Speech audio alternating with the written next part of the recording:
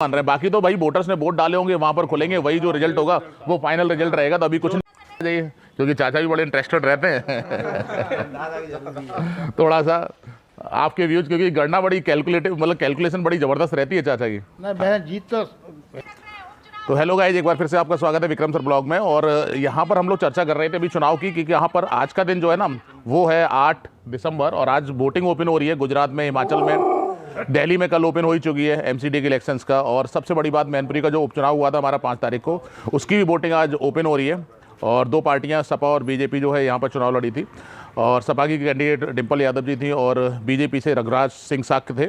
तो आज voting open हो रही है। अभी जो हम लोगों ने शुरुआती रुझान देखे, अभी सुबह के बज रहे हैं लगभग 9:30 है ना, अप्रॉक्स 9:30 बज रहे हैं। और शुरुआती रुझानों में तो डिम्पल यादव यानी सपा पार्टी जो है वो आगे लग रही है।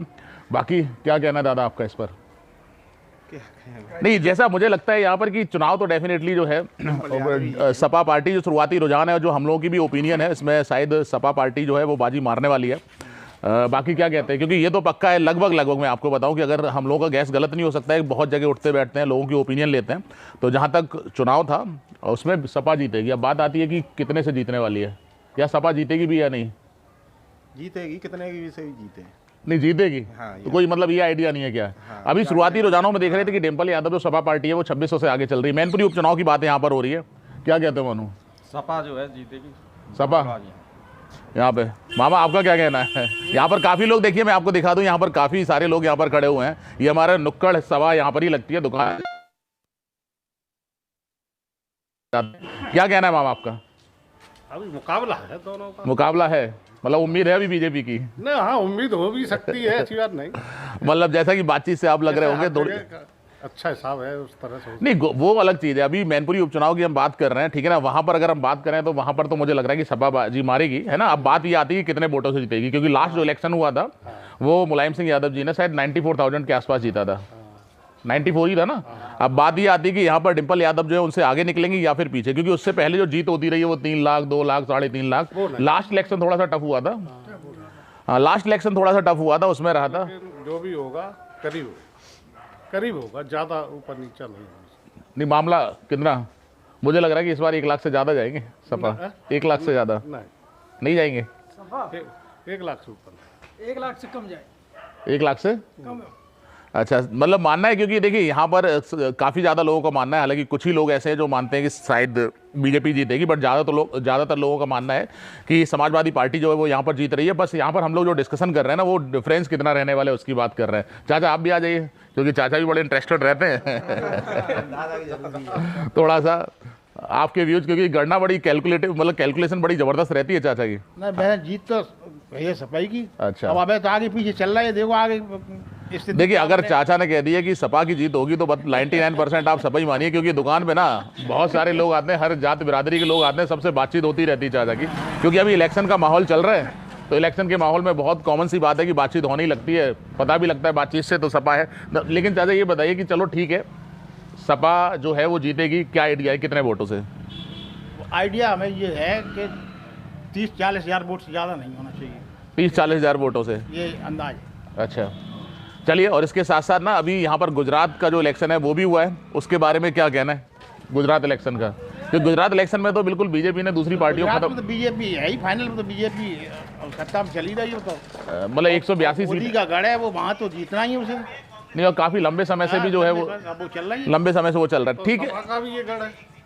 हाँ, सपा का लोकसभा बिल्कुल सही।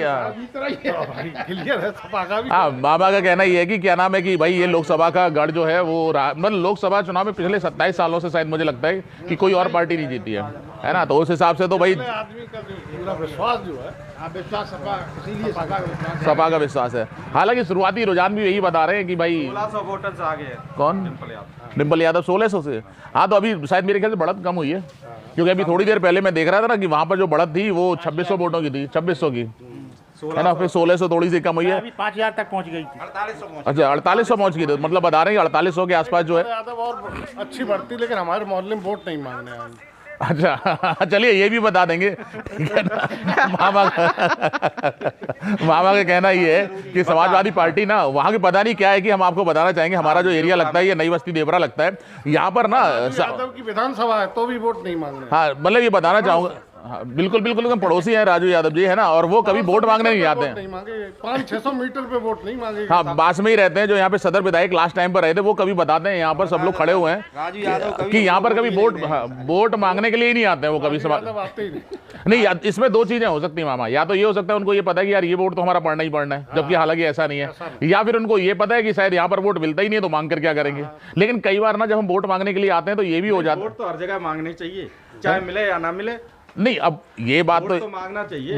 ये देखिए भाई, आदमी मानसिकता कब चेंज हो जाए। वैसे आगे तो आते थे, अब की बार नहीं आया कोई, मतलब वैसे सपा के आते थे लोग, लेकिन अब की बार कोई नहीं आया। इस बार तो कोई वोट हाँ, कोई वोट मांगने आया ही नहीं। अब ये बड़ी बात है, मतलब यहाँ पर मतलब हम लोग की थोड़ी सी नाराजगी यही है कि भाई हम लोग तो भाई सोचते हैं कि जो भी वोट मांगने के लिए आएगा उसको वोट देंगे, बट यहाँ पर हमेशा बीजेपी वाले लोग तो जरूर आते हैं वोट मांगने के लिए, लेकिन इस बार शायद वो नहीं आए, समाजवादी पार्टी वाले नहीं आएंगे। तो ठीक है, इस ब्लॉग के माध्यम से बताना चाहेंगे कि भाई देखिए, वोट मांगने से मिलता है, तो अगर वोट मांगने के लिए आएंगे तो हम लोगों की एक कनेक्शन या बॉन्डिंग जो बनती है फेस टू फेस जानते हैं वहाँ से, तो ये बात तो पक्की है कि वोट मांगेंगे तो वोट के जो वोटर्स हैं उनका मतलब मन भी जो है वो थोड़ा सा बदलता है मांगने से, कि भाई हमारे दरवाजे पर जो वोट मांगने के लिए आया हुआ है तो भाई उनको हम वोट देंगे। क्योंकि बहुत सारे वोटर तो ठीक है कट्टर है, लेकिन बहुत सारे ऐसे भी हैं जो कट्टर नहीं भी हैं, ठीक है। वो कहते हैं कि हमारे पास जो वोट मांगने के लिए आया हुआ काम तो सब हम अपना अपना कर ही रहे हैं, बाकी जो वोट मांगने के लिए आएगा भाई उसी को हम वोट देंगे। चलिए खैर, यहाँ पर मैनपुरी उपचुनाव जो है अभी 9:30 बज रहे हैं और लगभग 1600 की लीड जो है वो डिम्पल यादव ने ली हुई है समाजवादी पार्टी से।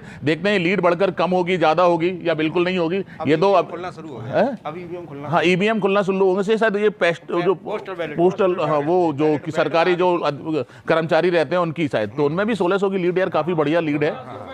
हाँ, अब जो आप पता चले अब ईवीएम खुलना शुरू हो गया। ईवीएम। चलिए, तो ये यहाँ पर एक छोटा सा डिस्कशन था। यहाँ पर सारे के सारे लोग खड़े रहते हैं। हम लोगों के यहाँ पर जो शर्तें लग रही हैं, बैट जो लग रहे हैं, वो इसी बात पर लग रहा है कि जीत जो है वो समाजवादी पार्टी की लगभग सारे के सारे लोगों ने मान रखी है यहाँ पर, है ना। हालांकि चुनाव में अभी कुछ भी पॉसिबल है, कुछ भी हो सकता है, ऐसा तो नहीं कह सकते कि नहीं डिम्पल रहे, कुछ भी हो सकता। क्या दादा? चांसेस ज्यादा हैं। हाँ, चांसेस ज्यादा है, मतलब वही है ये, मतलब हम लोग मन से मान रहे हैं। बाकी तो भाई वोटर्स ने वोट डाले होंगे, वहां पर खुलेंगे, वही जो रिजल्ट होगा वो फाइनल रिजल्ट रहेगा, तो अभी कुछ नहीं कह सकते हैं। हाँ, लेकिन हम लोगों का ज्यादा लोगों का यहाँ पर मानना ये है कि हाँ, जीत जो है वो समाजवादी पार्टी की साइड हो रही है यहाँ पर।